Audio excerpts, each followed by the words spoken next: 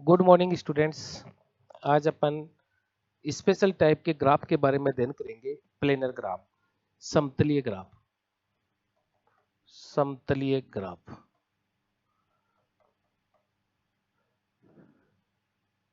तो इसकी डेफिनेशंस क्या होती है, पहले उसकी बात करते हैं।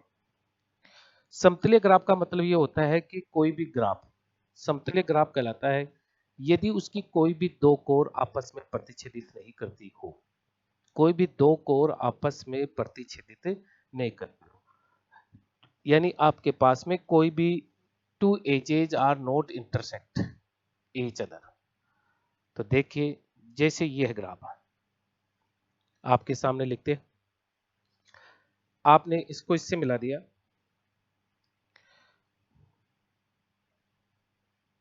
इसको इससे मिला दिया और एक वर्टेक्स यहां पे वो ले लिए और इनको इनसे मिला दिया।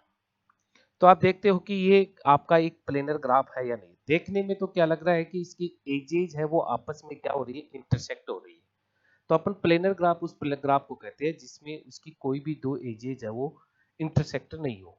जैसे इसमें एजेज का नाम दे E1, E2, E3, E4, E5, E6, E7, E8,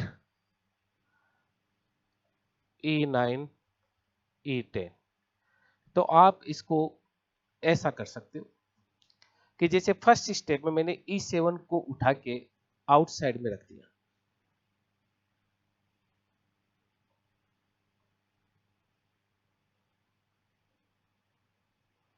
ये आपका ग्राफ है। आपने E7 को उठा के इधर आउटसाइड में रख के इससे इस प्रकार से कनेक्ट कर दिया, यानी ये E7 आपकी है वो आउटसाइड में आ गई। इसी प्रकार से आपने E6 को भी उठा के इधर आउटसाइड में रख दिया समतल में, तो E6 भी आ गई। और ये जो कोर आपकी E11 कह सकते हो, E11। तो आप देखते हो कि अब ये जो ग्राफ है वो पूरा प्लेन में आ गया है, यानी कहीं पे भी कोई भी दो कोर है वो आपस में इंटरसेक्ट नहीं कर रही है। Two edges are not intersect each other. Any two edges are not intersect each other. That such types of graph is called planar graph. ये उसको अपन क्या कहते हैं, प्लेनर ग्राफ। तो ये आपका क्या कौन सा ग्राफ हुआ, ये आपका प्लेनर ग्राफ हो गया।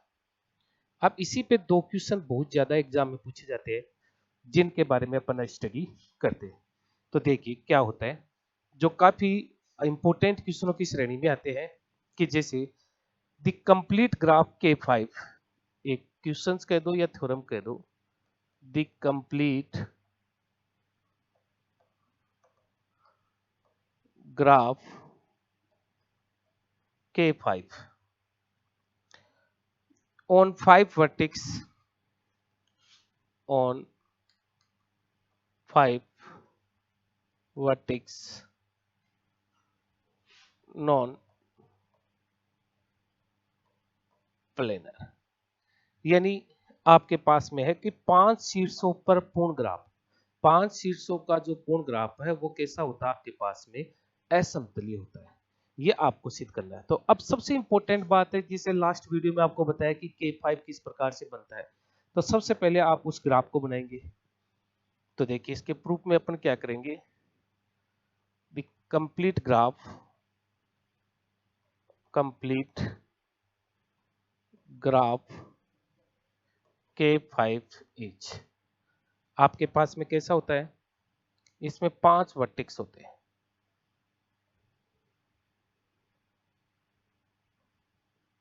ये हो गए।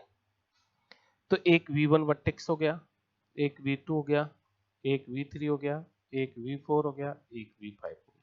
इसकी क्या खास बात होती थी कि ये अन्य सभी से क्या होता है, कनेक्ट। ये इससे कनेक्ट होता है, ये इससे कनेक्ट होता है, ये इससे कनेक्ट हो गया, ये सभी, ये K5 ग्राफ होता है, K5। अब आपको पता है कि ये जो एजेज है इसमें वो आपस में क्या कर रही है, इंटरसेक्ट करती हुई नजर आ रही है। तो अपन ने फर्स्ट स्टेप में क्या किया, फर्स्ट स्टेप में जैसे क्या आपका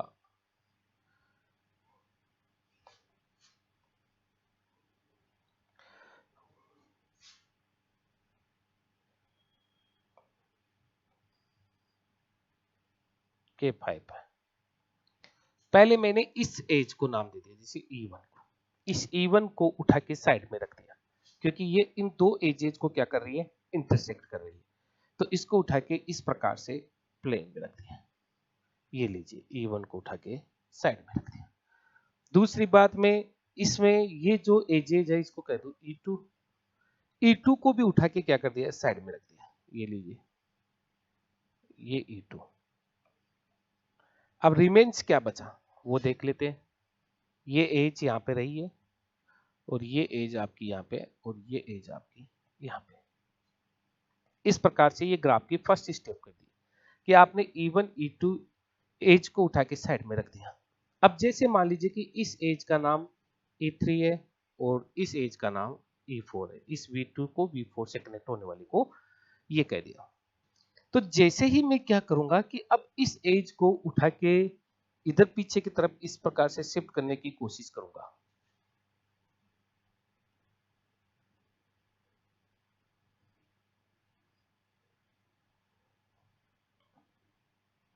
ये देखिए, ये आपकी ऑलरेडी पहले से कनेक्ट हो चुकी थी। ये लीजिए, ये आपकी E1 पहले से थी, और ये E2 आपकी पहले से थी, और ये ऑलरेडी थी। अब मैं इस एज का नाम जैसे E5 दे दिया। अब इस E5 को मैं जैसे ही प्लेन में ये इसको इंटरसेक्ट कर रही है, तो इस एज को उठा के प्लेन में लूंगा ऐसे ऐसे।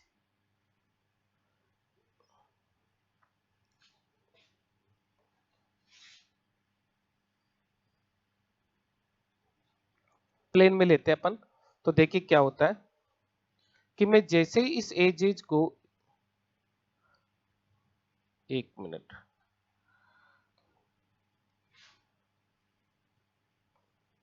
ये आपकी E2, तो इस एज को उठा के इधर लेंगे, तो क्या होगा कि जैसे मैं इस एज को इधर उठा के इस प्रकार से रखूंगा, तो ये इंटरसेक्ट कहां पे कर रही है, ये इंटरसेक्ट E2 को कर रही है।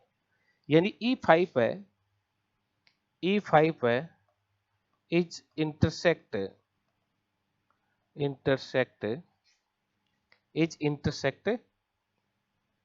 E2 as. तो आप देख रहे हो, और यदि मैं इसको बाहर की तरफ लेता हूं, किधर से भी लूंगा, तो ये इसको काटेगी काटेगी। अब आपके पास दूसरी स्थिति क्या हो सकती है कि आप इसको नहीं उठा के और E6 एज को उठाओगे, तो ये निश्चित रूप से E1 को इंटरसेक्ट करेगी। और आपके सामने क्या नजर आ रहा है कि जो E6 है, एज इंटरसेक्ट E1 एज। तो देखिए E6 है वो इंटरसेक्ट करेगी E1 को, अगर आप इसको इस तरफ लोगे तो। जैसे ही आप इसको उठा के इस वाले को उठाओगे, ये सेप रखोगे, तो इसका मतलब आपको इस प्रकार से ये डायग्राम बना के जो भाषा में बोल रहा हूं उसी प्रकार से आपको करना है। तो क्या करना होता है इसके अंदर, तो ये निश्चित रूप से एक एज है, इसको किसी न किसी इंटरसेक्ट करेगी करेगी किसी एनी कोर को। तो इसका मतलब क्या हो गया, ये नॉन प्लेनर ग्राफ हो गया। तो ये कैसा ग्राफ हो गया, नॉन प्लेनर ग्राफ हो गया। तो अब इसमें विद्यार्थियों ध्यान देने वाली बात क्या है, थ्योरम में आ गया ग्राफ K5, तो K5 की आपको डेफिनेशन आनी चाहिए, तभी ये क्वेश्चन आपका सोल्व हो सकता है, अदरवाइज सोल्व नहीं हो सकता। तो आपको भाषा में ये लिखना है K5 ग्राफ ये है। तो पहले E1 को फर्स्ट स्टेप में ये दिखा दिया आपने, E1 E2 एज को आपने आउटसाइड में शो कर दिया।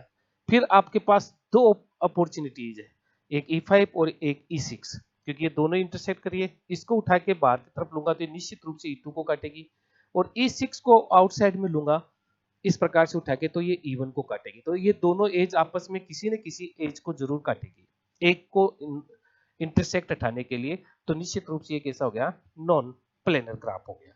नेक्स्ट बात अपन यहाँ पे करते हैं, आपके पास में है यही एक थ्योरम्स की तरह ही है, आपके पास कंप्लीट बाय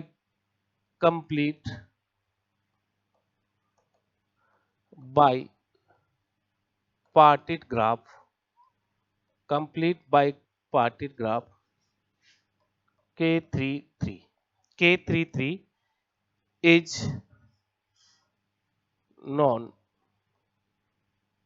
प्लेनर, ये आपको शो करना है। तो सबसे पहले बात होती है कि कंप्लीट बाईपार्टिट ग्राफ क्या होता है, और वो भी कौन सा, K33। तो इसके प्रूफ में आप सीधे सीधे लिख सकते हो, लैंग्वेज थोड़ी लिख सकते हो कि the complete bipartite graph K33 is defined as। तो आपको पता है कि ये जो ग्राफ होता है, इसका मतलब इसमें 3 वर्टेक्स होते हैं, इस प्रकार का लास्ट वीडियो में आपको बताया था।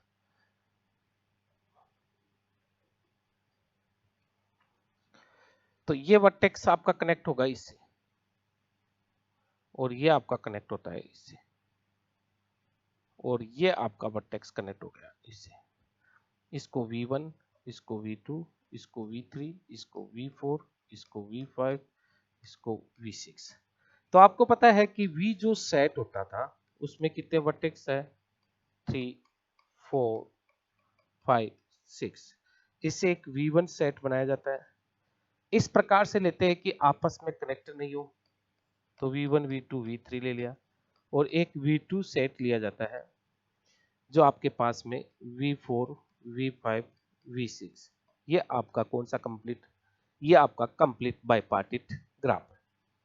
आप इसको थोड़ा सा अब इंटरसेक्ट कर रही है एजेज, एक एक को उठाएंगे। तो सबसे पहले अपन देखते हैं कि इन दो एजेज को उठा लेते हैं, इसको E1 कह दो, इसको E2 कह दो। तो E1, E2 को उठा लेता हूं मैं पहले बाहर की तरफ, दो कार्य एक साथ कर रहे हैं। तो E1, E2 को उठाएंगे, ये आपके पास में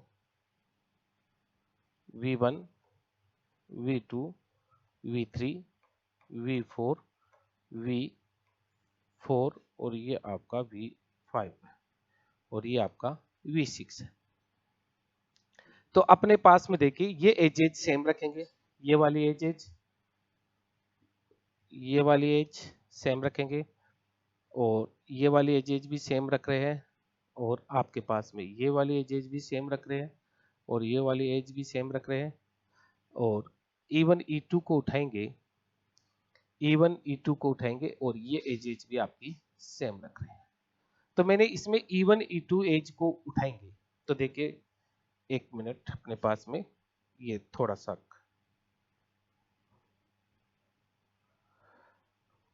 E1, E2 एजेज को उठाएंगे। तो आप चाहो तो एक बार 1 बाय 1 को उठा के देख सकते हो। जैसे इस एज को उठा के अपन बाहर की तरफ रख देंगे, तो इस एज को उठा के इस तरफ रख देंगे, तो अपने पास देखिए क्या होता है, वो आपके सामने है। तो ये एजेज आपकी रहेगी देखो,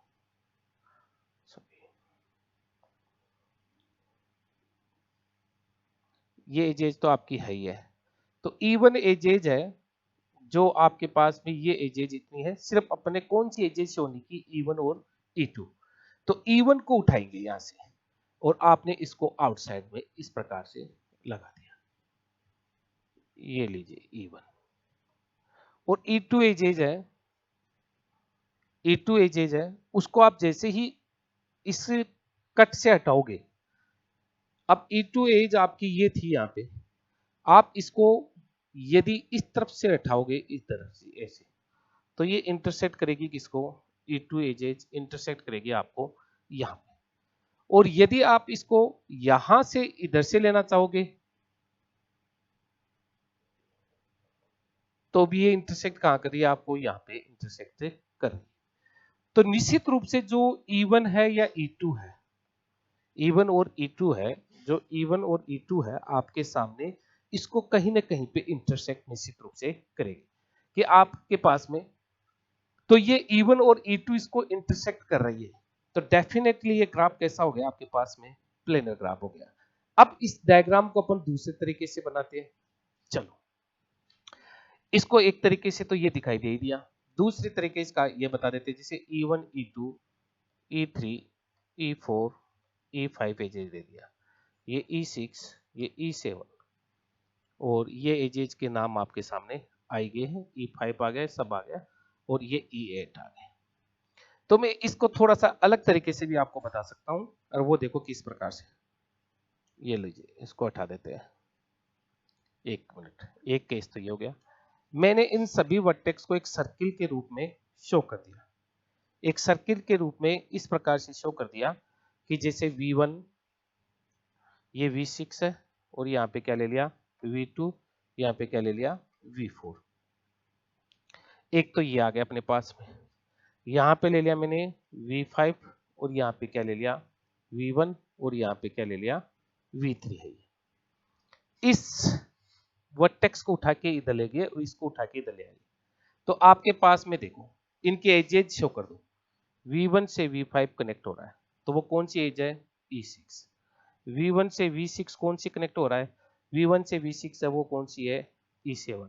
V2 से E6 कौन सी है, V2 से E6 E3। ये एजेज शो कर दी।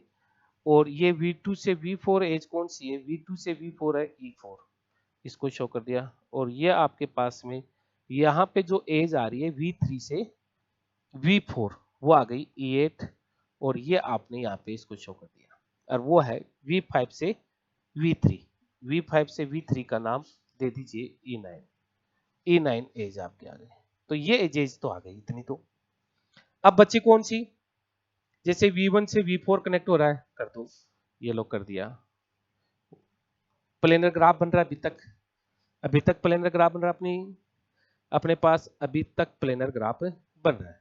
अब बच्चे कौन कौन से देखिए आपके पास में 1 2 3 4 5 6 7 हो गए, 2 एजेस बचे। कौन कौन सी रिमेन्स बची आप देख सकते हो, रिमेन्स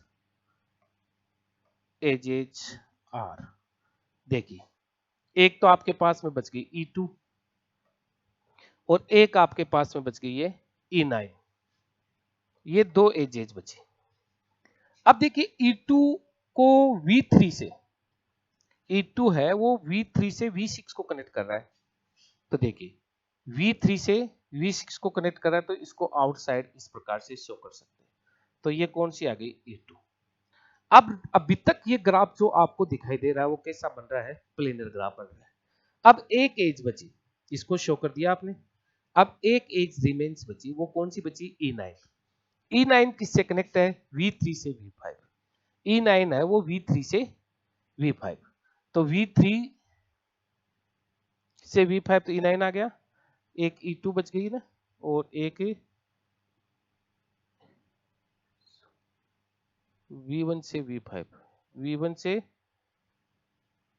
V5 आपकी आ गई V1 से V4, V1 से V4 E1 आ गई। एक एज कौन सी रह गई 1 2 3 4 5 6 7 8 9, 9 एजेस आ गई और 8 से हो गई। तो ये आपके पास में E2 रह गई, E2 है वो V3 से V6। अब देखिए E2 रह गई और आपने E9 तो पहले शो कर दी, तो एक तो E2 बची थी और एक आपके सामने E2 तो ऊपर शो कर दिया आपने। और अब कौन सी रह गई, देखो 1 वाली रह गई क्या, 1 आ गया, 2 आ गया, 3 आ गया, 4 आ गया और 5 एजेस रह गई, E5 रह गई, यानी V1 से V4। V1 से V4, V1 से V4 है वो आपकी कौन सी है E1 है। तो और V2 से V5 E5 रह गई, E5 रह गई, यहाँ पे E5 लिखो, E5। E5 एजेस जब वो कनेक्ट हो रही है आपकी V2 से V5, तो V2 से V5 देखिए, V2 से V5 यहां से यहां इसको कनेक्ट करना है। तो अपन देखते हैं कि यदि मैं इसको यहां से डायरेक्ट कनेक्ट करता हूं तो ये आपके सामने क्या हो जाती है, आपके सामने यहां पे ये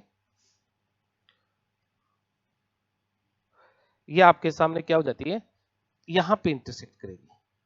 तो अगर आप इसको डायरेक्ट कनेक्ट करते हो तो E1 intersect by E1 intersect by E5।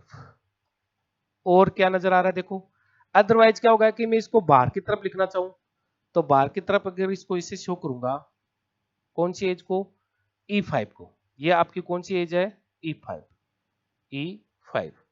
तो और क्या हो गया कि या आपको इसको प्लेनर ग्राफ में शो करना चाहोगे इधर, तो ये जो E आपकी 2 है एज इंटरसेक्ट हो रही है, as intersect by E5।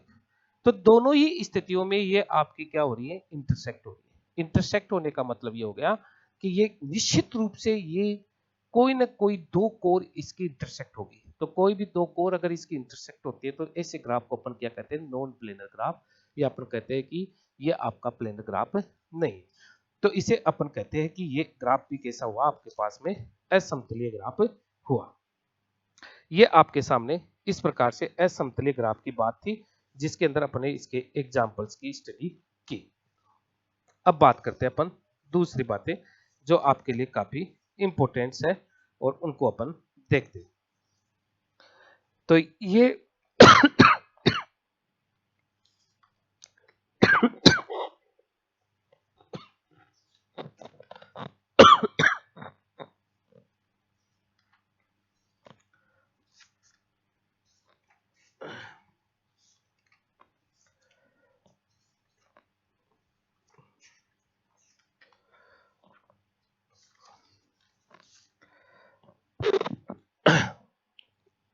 Sorry, तो देखिए अब अपन बात करते हैं शॉर्टेस्ट पाथ प्रॉब्लम। इसे कहते हैं अपन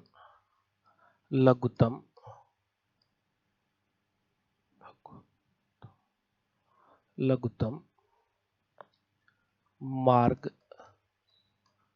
समस्या। काफी इंपॉर्टेंट है, एग्जाम में डेफिनेटली इससे रिलेटेड क्वेश्चंस आपका आएगा। लघुत्तम पाथ मार्ग समस्या। लघुत्तम मार्ग समस्या को आप ऐसे समझ सकते हो कि बहुत सारी सिटीज है और इस पॉइंट से आपको इस पॉइंट तक जाना है,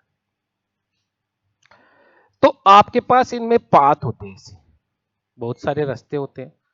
ये लो रास्तों का जाल बन गया। आपको पहुंचना कहाँ है, यहां पे। तो आप यहां पहुंचना चाहते हो तो कौन सा मार्ग अपनाओगे कि ताकि आपको क्या करे, दूरी भी कम से कम चलनी पड़े। और दूरी कम चलनी पड़े, जैसे आप मान लो यहां से सीकर से आपको जयपुर के एयरपोर्ट जाना, तो एयरपोर्ट जाने के बहुत सारे रास्ते हैं। तो आपको कौन सा मार्ग अपनाना है कि ताकि आप एयरपोर्ट पहुंच जाओ। और एयरपोर्ट पहुंचने का मतलब ये हो गया कि आपको दूरी कम से कम चलनी पड़े। दूरी कम से कम चलनी पड़ेगी तो स्वाभाविक सी बात है, गाड़ी का तेल का खर्चा कम होगा, किराया कम लगेगा, वो सारी बातें आपके सामने रहती है। तो यहाँ पे अपन एक छोटी सी बात ये देखते हैं, ये लो और बना देते हैं, इसे बहुत सारे रास्ते हो गए। इन रास्तों से आपको क्या करना पड़ता है, यहां जाना होता है। तो यहां कैसे पहुंचते हैं, तो इससे पहले अपन एक डेफिनेशन सीखते हैं, भारित ग्राफ। भारित ग्राफ, वेटेड ग्राफ। अब रास्ते हैं तो इनके ऊपर क्या कि यहां से V1 से V2 जाऊंगा तो कितनी दूरी की दूरी है, 4 किलोमीटर। जैसे V1 से V2 ये 5 किलोमीटर है, ये 3 किलोमीटर दूरी है, ये 4 है, ये 3 है, ये 8 है, ये 7 है, ये 5 है, ये 4 है, ये 6 है, ये 7 है, ये 9 है, ये 10 है, ये 11। तो एज के ऊपर आपने क्या रख दिया, वेट रख दिया। एज के ऊपर आपने क्या रख दिया, वेट रख दिया। तो वेट रखने का मतलब ये आपने शो कर दिया कि V1 से V2 के जो मार्ग है उसकी कुल लंबाई कितनी है, कितनी किलोमीटर की दूरी है या कितने मीटर की है, वो सब बातें। तो उसे अपन क्या कर देते हैं, भारित ग्राफ। तो ये ग्राफ क्या कहला जाता है, भारित ग्राफ। तो कोई भी ग्राफ होता है उसके ऊपर उसके वेट को शो कर देते हैं, उसकी फिक्स डिस्टेंस को शो कर देते हैं, तो उसे अपन क्या कर देते हैं, भारित ग्राफ कह देते हैं। तो अपना इंपॉर्टेंट क्वेश्चन ये है कि आपके सामने शॉर्टेस्ट पाथ प्रॉब्लम है, तो उसको अपन समझने के लिए आपके सामने एक एग्जांपल्स देंगे, उस एग्जांपल से ही अपन इसके पूरे रूल्स रेगुलेशंस आपको समझाएंगे। और ये एग्जाम की दृष्टि से काफी इंपॉर्टेंट होते हैं। इसमें जो विधि काम में ली जाती है वो दिक्स्त्रा विधि काम में ली जाती है। दिक्स्त्रा विधि, इस दिक्स्त्रा विधि को अपन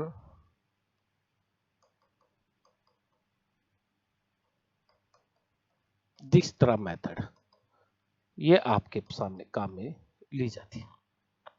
तो इसको समझने के लिए आपको एक एग्जांपल से ये पूरी बातें समझाएंगे। तो एग्जांपल से समझाने के लिए मेरे पास क्या है वो आपके सामने मैं यहाँ पे शो कर रहा हूँ। पहले मैं एक डायग्राम क्वेश्चन होता है उसको ले लेता हूँ। ये आपके पास में V2 एक क्वेश्चन लेते इजी सा।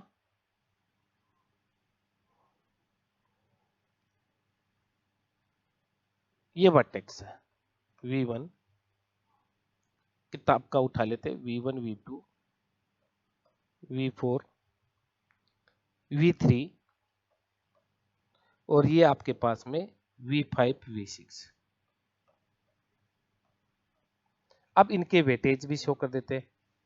ये 4 है, ये 6 है, ये 3 है, ये 5 है, आपके पास में ये 8 आ जाता है, ये 2 आ जाता है और ये 6 है और ये 5 है और 7 है। क्वेश्चन ये है कि V1 से V6 की शॉर्टेस्ट पाथ को आपको फाइंड आउट करना है। क्वेश्चन है वो आपके पास क्या है कि निम्नलिखित जो shortest path problem from the vertex V2 vertex V6 in the following weight graph. ये फॉलोइंग वेट ग्राफ का आपको क्या करना है, V1 से V6 की शॉर्टेस्ट पाथ प्रॉब्लम ज्ञात करनी है। तो इसके सॉल्यूशंस को अपन यहाँ पे थोड़ा सा शो करते हैं। तो सबसे पहले क्या किया जाता है विद्वानों, जितने भी वर्टेक्स है वो लिख देते हैं V1 V2 V3 V4 V5 V6। ये आपने वर्टेक्स लिख दिया, ये लीजिए ऊपर। पहली स्टेप में ये कार्य आपके सामने किया जाता है। अब मैं चलूंगा कहां से, यहां से चलूंगा, तो V1 से चलूंगा, तो जहां खड़ा हूं वहां पे निश्चित रूप से क्या होगा, शून्य, शून्य दूरी पे खड़ा हूं। आगे जो चलूंगा तो वो मान के चल रहा हूं कि वो सभी दूरियां कितनी है, इंफिनिटी है। सभी मार्क्स की दूरियां कितनी है, इंफिनिटी है। तो शून्य से चलूंगा तो यहां से जाने के रास्ते दो खुल रहे हैं, एक V2 की तरफ जा रहा है, एक V3 पे। तो कितनी दूरी तय कर रहा हूं, 4। तो मैं जहां हूं वहां पे एक ब्रैकेट बंद कर लूंगा और इसके ऊपर टिक लगा दूंगा, इसको ऐसा का ऐसा यहां उतार दूंगा। अब मैं यहां से चल रहा हूं, टिक वाले स्थान से चल रहा हूं, इसको ऐसे समझना आपको, इसका कोई समझ बार बार रिपीट होंगे रूल्स तो आपको समझ आ जाएगा एवरी स्टेप में। तो यहां से चलूंगा तो दो मार्ग, एक V2 की तरफ जाता हूं V3, तो जनरली कितना हो गया, 4 दूरी, और एक कितना V3 पे 6 दूरी, बस 4 और 6 लिख दी। यहाँ V1 से V2 जाने के रास्ते और V1 से V3 किलोमीटर, और इनको जिसके अंदर नो चेंज हुआ, नो चेंज। इन सब में अपन क्या ढूंढेंगे, मिनिमम, और वो मिनिमम कितना आ रहा है, 4। तो जनरली अपन क्या करेंगे, मिनिमम ढूंढेंगे। पहला रूल्स हो गया कि इन सब में मिनिमम कौन सा है, इस जीरो को छोड़ के, वो कितना है, 4। इसको ब्रैकेट में बंद करो, यहां टिक लगा, यानी मैं कहां आ गया, मैं V2 पे आ गया। ये लीजिए मैं कहां गया, V2 पे हूं। मैं जो स्थान है मेरा वो कौन सा गया, V2। अब मैं V2 से चलूंगा आगे। अब V2 से जाने के रास्ते फिर V4 और V3 दो मार्ग खुल गए। तो दोनों की दूरियों को अपन किस प्रकार से शो करते हुए देखेंगे। पहले ये 0 0 ऐसा कैसा लिख देंगे, ये दो फिक्स हो गए हैं, उनको ब्रैकेट में। अब मैं V2 से V3 जाऊंगा तो 5 दूरी, और पहले कितनी दूरी चल के आ गया, 4। 5 और 4 कितने हो गए, 9। इंपोर्टेंट पॉइंट देखो, मैं V2 से V3 जा रहा हूं, तो पहले कितना था, पहले कितनी दूरी चला हुआ था, 4, अब कितनी है, 5, और ये टोटल कितनी होगी, 9। लेकिन इससे प्रीवियस स्टेप में आपके पास दूरी कितनी आ रही थी, 6। तो इन दोनों का मिनिमम कौन सा है वो आपको यहां लिखना है। तो वो दूरी आपको क्या लिखनी है, यहाँ पे 6 लिखनी है। सबसे इंपॉर्टेंट बात आपको विद्यार्थियों ये बात ध्यान रखनी है, जो डिफिकल्ट क्वेश्चंस की स्टेप है वो यही है। देखिए जनरली बात, V2 से V3 चलूंगा तो 5, पहले 4 दूरी चल के आ गया, 5 4 9। लेकिन मैं V1 से V3 आने का रास्ता डायरेक्ट 6 भी है, वो आपको यहां शो हो गया। पहले 6 चल के आया, अब कितना आ रहा है, 9। तो इन दोनों में मिनिमम यहां पे भी देखना है और वो यहां पे लिखना है। फिर आपके सामने क्या होगा, कि ये जो डिस्टेंस आप V2 से V4 से V4 कितना है 3 चलेंगे, तो V2 से कहां चल रहे हैं V4, तो आप क्या करोगे पहले जो मार्क है वो कितना है 4, अब कितनी चल रही हो 3, तो ये कितने आ गया 7, तो यहां पे क्या लिखोगे 7, बस V2 से V2 से V3 ये मार्क्स हो गए, बाकी में क्या हो गया नो चेंज, ये आपके पास में इस प्रकार से हो गया।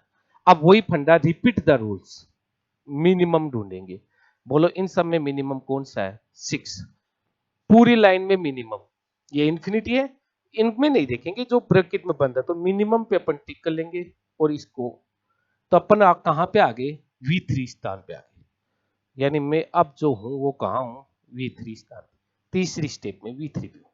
अब V3 से मार्ग जो जा रहे हैं एक V5 और एक V4, वापस तो आएंगे नहीं पीछे, तो इसलिए यहां चलेंगे, तो ये दूरी कितनी है 2, सेम रिपीट द स्टेप, तो यहां 2, पहले कितने थे 6, 6 2 कितने हो गए 8, तो 8 देखो, और पहले कितने इंफिनिटी 8 और इंफिनिटी मिनिमम कितने हुए 8, तो ये दूरी यहाँ पे 6 में ये दूरी जुड़ जाएगी, बस V3 से V5 वाली दूरी आपकी क्या हो जाएगी 8, वो कितनी होगी 8, और वैसे भी देख सकते हो इंफिनिटी और 8 में मिनिमम कौन सा है 8, तो मिनिमम वाली ये स्टेप आपके सामने यहाँ पे लग जाएगी। अब आपके पास में क्या होगा कि V4 पे कितना जा रहे हैं 8, तो 8 और 6 कितने हो गए 14, 8 और 6 कितने हो गए 14, तो 14 और 7 में मिनिमम ढूंढना है, वैसे की वैसे सेम स्टेप, यहां पे पहले कितने थे अपन 7, अब कितने आ रहे हैं 14, तो इन दोनों में मिनिमम देखेंगे तो वो 7 लिखा जाएगा, अब बाकी में क्या आएगा नो चेंज, और जो ब्रैकेट में बंद है उनको वैसे की वैसे स्टेप में चलने दीजिए। अब repeat the step, bar bar question की रूल्स रिपीट हो रहे हैं, 2 प्रॉब्लम बताएंगे उसमें आपके पास पूरा क्लियर हो जाएगा, तो इसमें फिर से मिनिमम ढूंढोगे, तो बोलो मिनिमम कितना आ रहा है 7, उसको ब्रैकेट में बंद कीजिए और उस पर टिक मार कीजिए, तो ये कौन से वर्टेक्स पे आ गए V4 पे, तो अपन जो पहुंच गए अब कहां पहुंच गए हैं V4 पे पहुंच गए। अब V4 से कहां कहां जा सकते हैं देखो, V5 जा सकते हैं V6, तो सीधे चलिए V5 जाएंगे तो 6, तो पहले दूरी कितनी चल गई 7, 7 में 6 ऐड करोगे तो 7 और प्लस 6 कितने हो गए 13, और 13 और V5 पे पहले कितना था 8, ध्यान देना, तो 13 और 8 में जो मिनिमम है वो 8 ही लिखा जाएगा ना कि 13, ये ध्यान रखने वाली बात है, बस यही एक डिफिकल्ट रूल्स आता है इसमें, बाकी कोई भी नहीं आता। और ये V4 से V6 में कितना गया 7, तो 7 प्लस 7 कितने हो गए 14, क्योंकि 14 और इन्फिनिटी में जो मिनिमम है वो 14 लिखा जाएगा, उसी प्रकार से पहले 7 आए फिर कितने चले अपन 13, तो 7 और 13 में जो मिनिमम था वो यहाँ पे लिखा जाता है, और बाकी जो ब्रैकेट में बंद है उनको इस प्रकार से लिख दोगे। इन सब में मिनिमम फिर ढूंढना है, तो ये जो मिनिमम आया वो कितना आ गया 8 आ गया, तो इसको ब्रैकेट बंद कीजिए और इस पे क्या कीजिए टिक मार कीजिए, तो अपन कहाँ आ गए V5 पे आ गए, तो अपन कहां पहुंच गए यहां पहुंच गए। अब यहां पहुंच गए तो यहां से जाने का रास्ता एक V6 है वो कितना है 5, तो 5 प्लस 8 कितना हुआ 13, और पहले कितना था 14, तो 13 और 14 में जो मिनिमम है वो लिखा जाएगा, तो यहाँ पे कितना लिखा जाएगा 13, बाकी ये आपके ऐसे कैसे फिक्स। अब आप देखोगे कि इन सब में मिनिमम तो एक ही राशि है, तो ये मिनिमम यहाँ, तो अपन कहां पहुंच गए V6 पे पहुंच गए, स्टार्ट कहां से हुई V1 से, V6 पे पहुंच गए और टोटल ये आ गया, तो इसका आंसर कैसा लिखना होता है, इसका आंसर ऐसे लिखेंगे अपन कि यहां पे लिख देता हूं कि टोटल डिस्टेंस वो तो कितनी चलनी पड़ेगी 13, एंड पाथ का सर्च करना पड़ता है, पाथ क्या होगा, तो आपको यहाँ पे ऐड करना है कि पाथ कौन सा हो सकता है, कि जहां से देखिए ये पाथ आपके सामने, वो पाथ ढूंढना पड़ता है कि कौन सा रास्ता अपन V1 से V6 तक पहुंचे कि अपनी 13 किलोमीटर की दूरी आई, तो वो पाथ आपको दिखाई दे रहा है, देखो एक तो ये स्टेप यहां से यहां जाएंगे फिर यहां जाएंगे फिर आपके सामने यहां जाएंगे, तो देखिए ये जो पाथ है आपको वो V1 से V3 चलना पड़ेगा, V3 से V5 चलना पड़ेगा, और V5 से V6 चलना पड़ेगा। ये रास्ता अगर आप अपनाओगे तो आप कम से कम दूरी तय करके आपके गंतव्य स्थान पे पहुंच जाओगे। इसी का नाम है दिक्स्त्रा विधि। इस प्रकार से इसको सोल्व करना तो दिक्स्त्रा विधि कहलाती है, और ये जो समस्या कहलाती है वो शॉर्टेस्ट पाथ प्रॉब्लम कहलाती है। तो दो आंसर लिखने होते हैं इसमें। टोटल डिस्टेंस कितनी चलनी पड़ेगी, total minimum distance, total minimum distance वो तो 13 आ गई, एक आंसर ये लिखना होता है। दूसरा इसका शॉर्टेस्ट पाथ, पाथ कौन सा हुआ, V1 से V3, V5 V6, देखो ऐड कर लो, 6 + 2 + 5, ये आपके पास में कितना आ गया, 13 आ गया।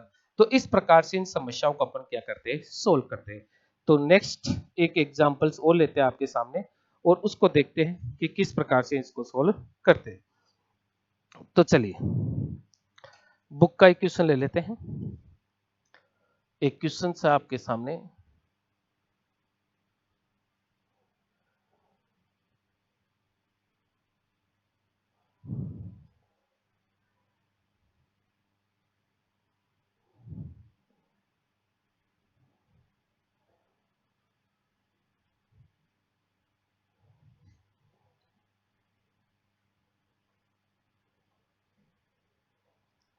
ये दे देते इसको ए, वर्टेक्स को ABCDEFGH,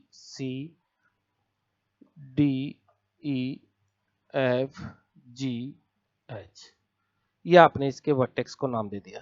इस एच को बुक में चलो जेड कर रखा है तो जेड कर देते। इनके वेटेज शो कर देते 4 3 2 5 3 6, ये 1, ये 5, ये 5, ये 2 और ये 7 और ये 4।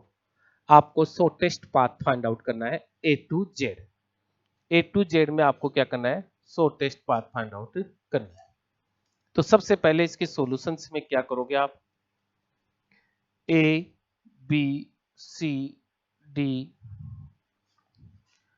E F G और Z, ये आप इसके वर्टेक्स शो कर दोगे। जितने भी पॉइंट्स आते हैं, जैसे आप, मैंने कहा था कि जैसे सीकर से जयपुर जा रहे हैं तो कौन कौन से रास्ते में पॉइंट्स आते हैं, उन टर्निंग पॉइंट्स जहां पे चौराहे लग जाते हैं, तिराहे लग जाते हैं, वहां पे ये पॉइंट्स आपके शो कर दिए।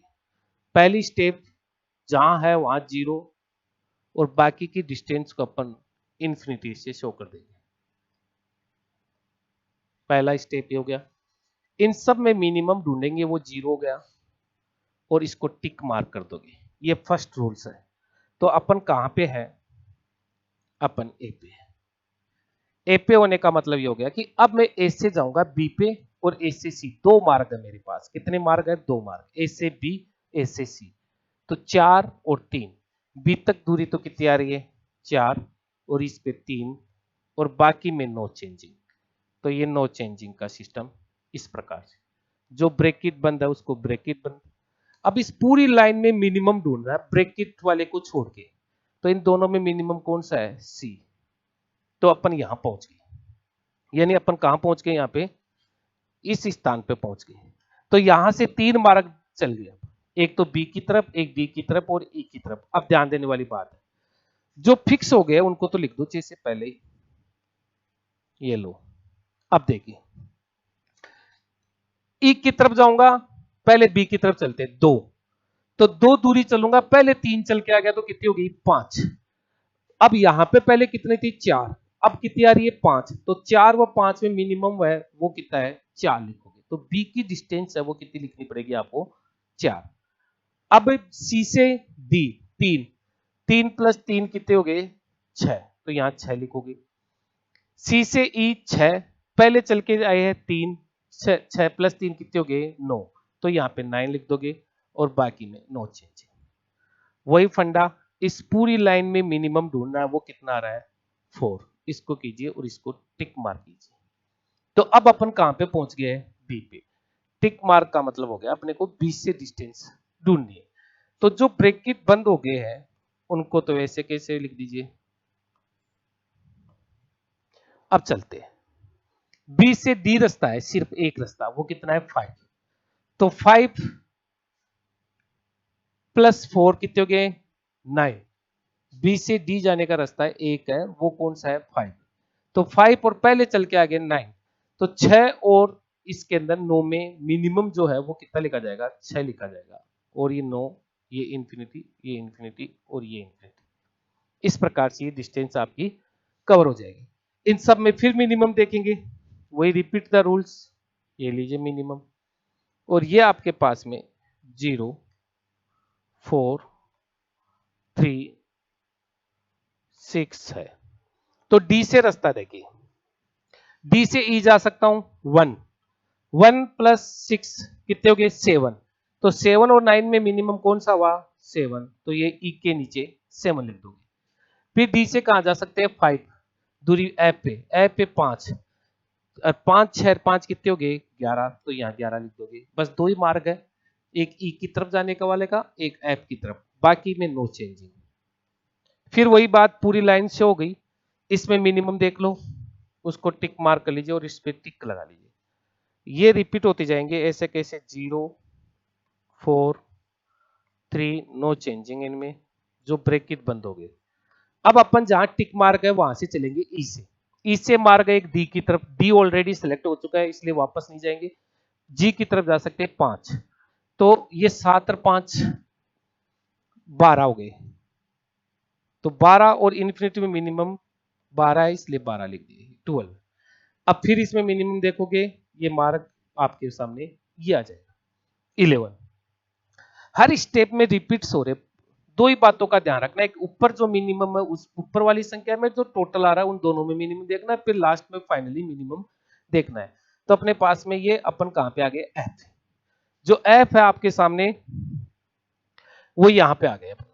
अब एफ से जाने के रास्ते की बात करते हैं, तो एफ से जाएंगे तो कहां कहां जाएंगे, एक तो जेड की तरफ और एक जी की तरफ, तो जी पे तो कितनी दूरी है 2, तो 2 इसमें ऐड करेंगे तो 13, तो 13 होते ही 12 लिखा जाएगा, यहाँ पे कितना लिखा जाएगा 12, क्योंकि 12 और 13 में मिनिमम है, और 11 में क्या जुड़ जाएगा 7, तो ये कितना आ गया 18। तो ये इस प्रकार से ये ब्रैकेट बन चलेगा, ये तो आपके जो फिक्स है वो ऐसा कैसा लिख देंगे, और इन दोनों में मिनिमम कौन सा है 12, तो अपन यहां आ गए, 12 वाली स्टेप कौन सी है जी की, तो मैं जी पे आ गया। अब मैं जी से जेड ही जा सकता हूं, तो 4 दूरी चलूंगा, तो 4 इसमें ऐड करते कितने हो गए 16, 16 और 18 में मिनिमम कितना है बताओ 16, और ये आपके पास में ऐसा कैसा हो जाएगा।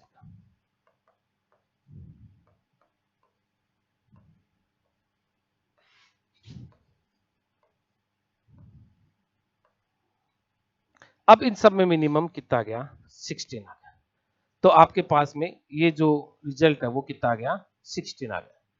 तो देखिए लास्ट पॉइंट पे जेड पे पहुंच गए, तो आप आंसर लिखोगे शॉर्टेस्ट लेंथ, वो तो कितनी आ गई 16, एंड पाथ शॉर्टेस्ट पाथ। अब शॉर्टेस्ट पाथ आपको यहां से ढूंढना पड़ता है कि इसमें जो मार्ग है वो आपके पास में 16 कहां हो रहा है, उसको ढूंढना पड़ता है। तो कौन सा मार्ग है जो आपको 16 कर रहा है, उस मार्ग को अपने को ढूंढना पड़ता है। तो वो मार्ग आपके सामने देखिए, जैसे 3 + 3 6 5 11, 11 2 कितने हो गए, तो ये तो ज्यादा हो जाए 11 7 18 हो गए। यहाँ पे चलते 3 + 3 + 1, 3 दूनी 6 1 7, 7 और 5 12, 12 4 16, तो ये मार्ग आपके पास में मिल गया। यहाँ से यहाँ जाएंगे, यहाँ जाएंगे, ये रास्ता अपनाएंगे, फिर ये रास्ता अपनाएंगे, फिर ये रास्ता अपनाएंगे, तो आपका पाथ क्या बन गया, इसमें ए से सी चलना है, सी से डी स्थान पे चलना है, डी से ई के ऊपर चलना है, ई से जी चलना है, और इससे जेड चलना है। इस प्रकार से ये आपके पास में क्या हो जाता है पाथ। तो ये दो आंसर आपको लिखना था। इस प्रकार से क्वेश्चन को सोल्व करना क्या कहलाता है, दिक्स्ट्रा मेथड आपका कहलाता है। तो अभी अपन ने ये क्वेश्चंस देखे, इसके एक दो क्वेश्चंस की और बात करते हैं, वो बात अपन नेक्स्ट वीडियो में मिलते हैं। इसको थोड़ा सा आपको ध्यान में रखना है। Thank you.